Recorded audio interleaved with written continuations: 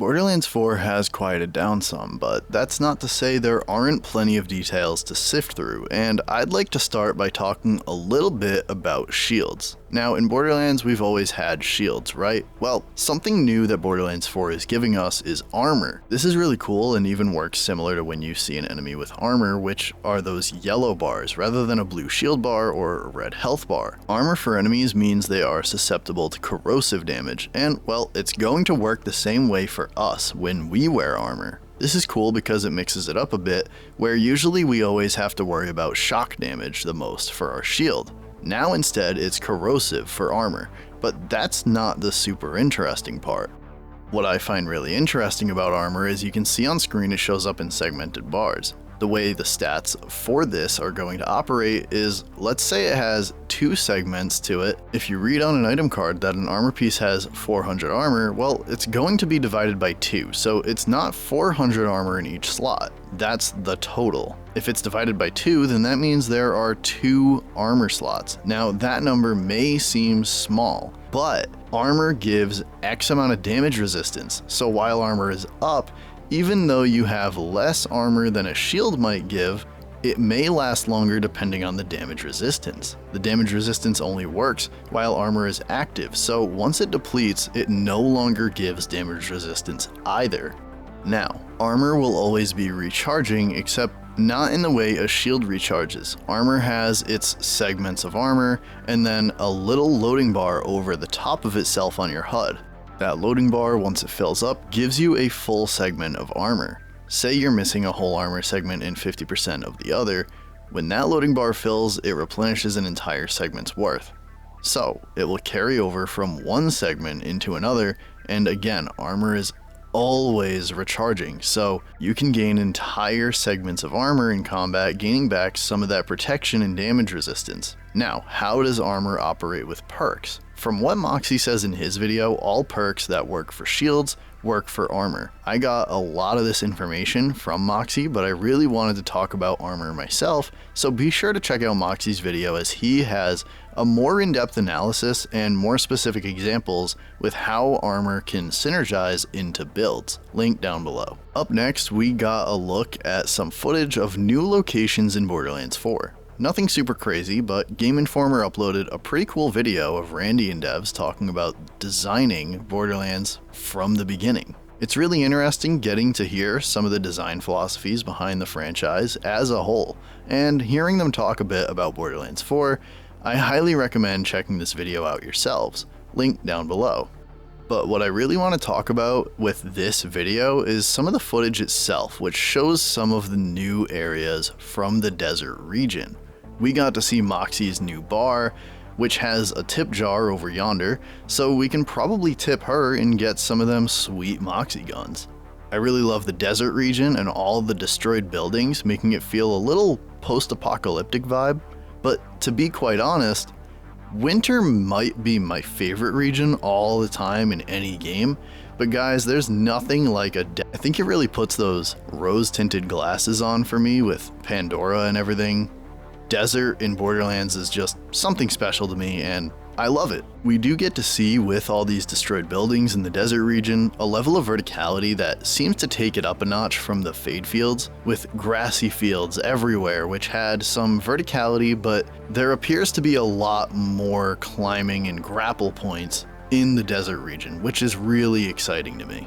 Next is dedicated loot drops, which have been majorly improved. How, you ask? Great question, guy.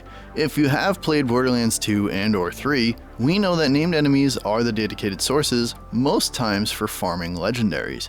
We also know that they have in the past had more than one legendary attached to them, which was obnoxious. The reason why is because if you got one of those legendaries, that ate up the drop chance for the enemy to drop his other dedicated loot in his loot pool. However, now, with the new magical way that developers created for dedicated drops to happen, even if one named enemy has 2 or 3 dedicated legendaries, that has no effect on which one drops. No more does one legendary eat up the chance of getting another. Now, they coexist and have equal chance to drop both. So, If Tim in Borderlands 4 has the complex root and the Hellwalker as his dedicated drops, and he has a 15% chance to drop those, then that is a 15% chance for both the complex root and Hellwalker. That is not split. They can both drop at a 15% drop rate from Tim. I don't actually know what Tim drops or what the numbers are. This was all just an example. The main point here is dedicated farming will feel so much better in Borderlands 4. This is a massive improvement, and I can't wait to get to the end game in Borderlands 4. Something else incredibly exciting, at least to me, was that Daedalus, a new manufacturer for Borderlands 4, has been confirmed with how it operates. I initially was very unsure about this manufacturer because their loyalty or unique thing their guns would do is allow you to switch between ammo types, and originally I'm like, okay, I don't see the use for this, seeing as in late game you hardly ever run out of ammo. But it turns out it's much more than just allowing the gun to use a different ammo type. It actually switches the mannerisms of the gun itself. Let's say it has assault rifle ammo as default, and then you switch to shotgun ammo. It will swap from assault rifle gameplay to the gun acting as a shotgun, which is super exciting to me, and literally took this manufacturer from zero interest for me to my new favorite, at least on paper. Obviously, I'll have to see how their guns feel, but this reminds me of a more controlled version of glitch guns, and wow, that is amazingly exciting as someone that loved the pre-sequel and has wanted glitch guns to return ever since.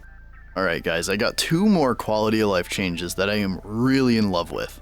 I believe I may have mentioned this first one, but I don't think I was very confident in it at the time, but it seems to be more solidified now that I've seen others that had hands-on experience with the game talk about this on Twitter. Bosses that have immune phases in the story do not have immune phases when we go back to farm them with Moxsy's Encore machine, or if you find them through the random encounters in the open world. Another clarification as well that I have made before but want to make perfectly clear is random encounter bosses are bosses that also have a dedicated farming location. There is no boss that you have to search for through random encounters. Every boss with a dedicated loot source has a dedicated area to farm them in with a Moxsy Encore machine. Last but not least, something incredibly exciting, and I got this from Moxsy as well. We can now respec skills individually. You can take points out of each individual skill and put them into other skills without having to reset the entire skill tree, which is a pretty exciting quality of life. That is everything I had for today. I appreciate the heck out of all the support lately as I journey closer and closer to 1,000 subscribers. If you haven't subbed yet and want to be a part of the journey to 1,000 on my channel, then hook me up and get subbed. I talk and cover all things Borderlands, especially Borderlands 4 now. I also stream whenever I can, however, I have no solid schedule, so if you want to catch me live, then just hit the subscribe button and tap the bell to get notified when I go live. Thank you all so much for the support, and if you stayed till the end, you're a freaking legend. I'll see you in the next one. Peace out.